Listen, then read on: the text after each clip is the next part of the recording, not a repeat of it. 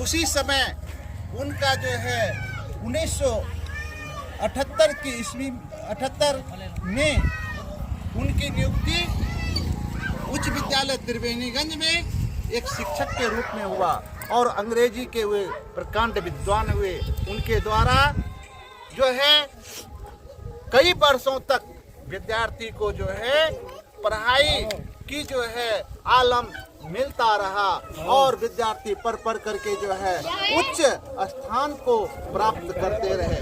उनकी पढ़ाने की शैली इतनी सरल और इतना सहज था कि जो भी उनसे मिलते थे, जो उनसे उनके द्वारा पढ़ाया जाता था, वो बिल्कुल हर सूरत में सरल सा लगता था।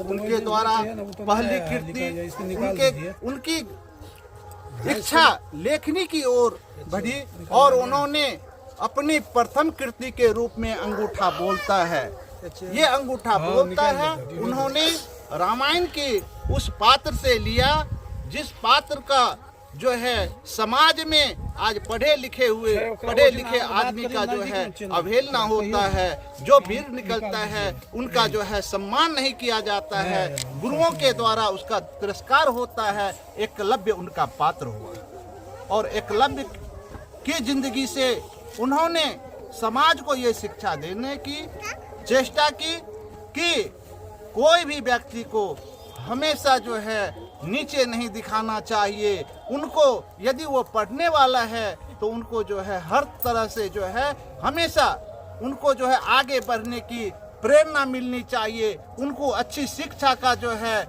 अधिकार है, अच्छी शिक्षा प्राप्त करने की, लेकिन इन सारी चीज़ों से लोगों को आज भी वंचित रखा जा रहा है।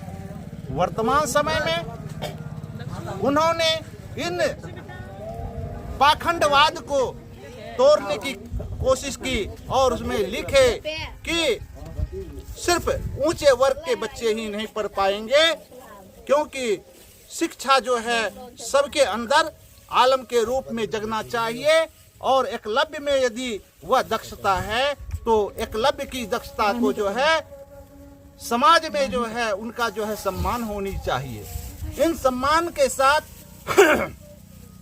उन सारी चीजों को देखते हुए उन्होंने अपने पात्र में जो है इसके द्वारा जो है समाज को एक नया दिशा की देने की जो है कोशिश की। वो नया दिशा है कि समाज के हर एक व्यक्ति को मिलना चाहिए उनका अधिकार और अधिकार के साथ साथ जो है उनको जो है अपना दायित्व के हिसाब से उन्हें आगे बढ़ने की मौका मिलनी चाहिए, क्योंकि वो पांडव और अर्जुन को ही नहीं कि ये शिक्षा मिले, आज जो है यह संसार के हर एक गरीब बच्चे को भी जो है शिक्षा मिलनी चाहिए। इन शिक्षकों के द्वारा लिखी गई अंगूठा बोलता है। उसके बाद उन्होंने नारी के ऊपर हुए अत्याचार को भी अपने कृति में उजागर किया और उन्हें द्रौपदी को अपना पात्र बना करके द्वापर गाथा लिख डाले, ये महाकाव्य है। उसके बाद फेस ऑफ द मिरर, इसमें जो है लोगों की जो है हर तरह की जो है अपनी अंतःकरण की झलक दिख पड़ रही है। उसके बाद टुकड़े टुकड़े सच और महावीर प्रसाद जो हमारे भीसी थे उनके द्वारा लिखी गई कोसी की आंचल में जो है छिपी हुई वो वीर पुत्र जिनका था a towering personality of the Kosi Mahavir Prasad के द्वारा इन सारी कृतियों को लिख करके वे समाज में दे दिए हैं। वो आईना दिए हैं जिस आईना को देख करके हम लोग अपने आप को संवारें और सजाएं।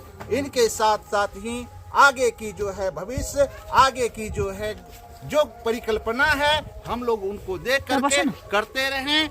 इन सारी चीजों पर हम लोग हमेशा अमल करें। उनको नमन करते हैं और नमन करते हुए कहते हैं कि हे महावीर, हे महापुरुषों, आज जो है यह धरती आपको बार बार पुकार रही है, बारंबार आपका जो है नमन करना चाहती है। आप एक बार पुनः धराधाम पर आएं और अपने उन कृतियों की जो है जो गुत्थी उलझी हुई है उन्हें सुलझा करके समाज को सुनाएं। वो कहा करते थे कि देखो कभी भी जो है आदमी को जो है निरुत्साहित नहीं होना चाहिए। कोई भी समस्या उनके सामने जो है एकदम बौना सा दिख पड़ेगा, लेकिन उसमें साहस होनी चाहिए। है कौन विघ्न ऐसा जग में, टिक सके मानव के मग में। खम्भ ठोक ठेलता है जब नर, पर्वत के भी जाते पांव खर। मानव जब जोर लगाता है तो पत्थर भी पानी हो जाता है। तो वो कहा करते थे कि हमेशा आदमी में साहस की जरूरत है, और साहस के साथ यदि आदमी अपने आप को ठान ले कि ये कार्य करना है तो कार्य जो है सरल हो जाएगा। कहते हैं कि